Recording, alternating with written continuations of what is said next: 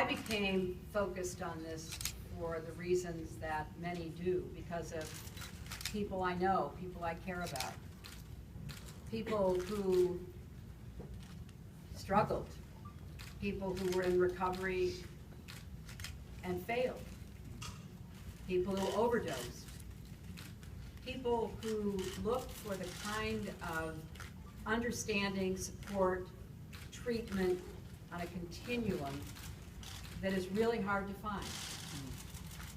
And when I started running for president, I didn't know that this would become an issue that I would put at the very top of my priority list until I actually got out there and listened to people. Now, I have to tell you that I spent a lot of months listening to people, and I am glad I did, because you can come to a campaign with your mind already made up about everything, can't you? And you just say the same thing over and over again. That's what a lot of the political people tell you to do. You know, here's what people care about. Get out there and talk about that. Do it over and over again. And on the list of things that both people care about, this wasn't on it until I actually got out there and started talking to people. My very first trip, I went to Iowa, Davenport, Iowa, on the Mississippi River. And I met with a small group of people because I wanted to hear them, not just talk at them. And every one of them said, we got a real problem. And then I went to New Hampshire, my very first event, another small group in a little cafe in Keene, New Hampshire.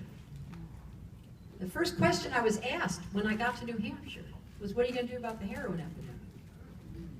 And then I started asking people.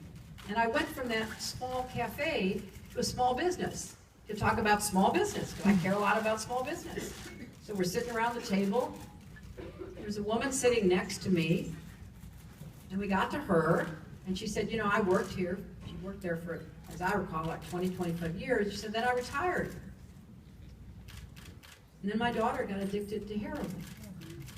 And now I'm raising my grandchild, and I had to go back to work. These are the kinds of stories that I was hearing everywhere I went. And then I had the great good fortune to meet people like Dr. Jordan and others who are on the front lines battling this epidemic.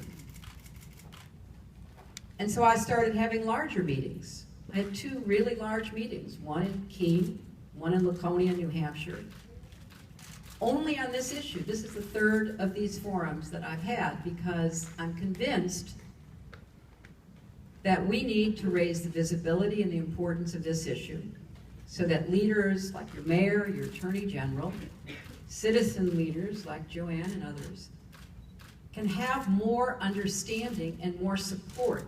And as we speak today, I'm told that your state senate is actually passing legislation to give this state more resources.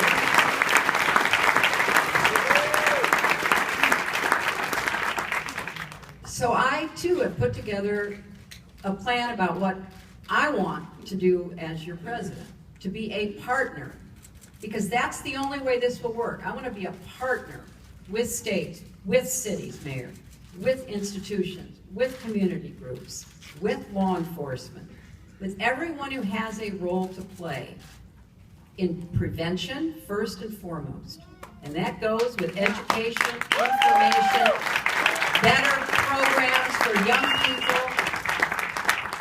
treatment, because right now it's estimated we have 23 million people with addiction, drugs and alcohol, and there's like treatment for 1 in 10. So when you do wake up